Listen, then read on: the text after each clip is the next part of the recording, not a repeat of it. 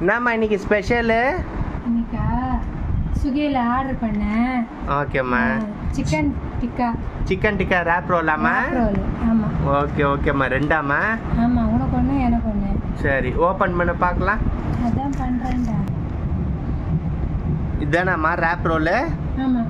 Chicken tikka wrap roll. ஆமாம், பிரிக்கணும். Cut பண்ண. கட் பண்ணுமா பார்க்கலாம் எப்படி இருக்குன்னு.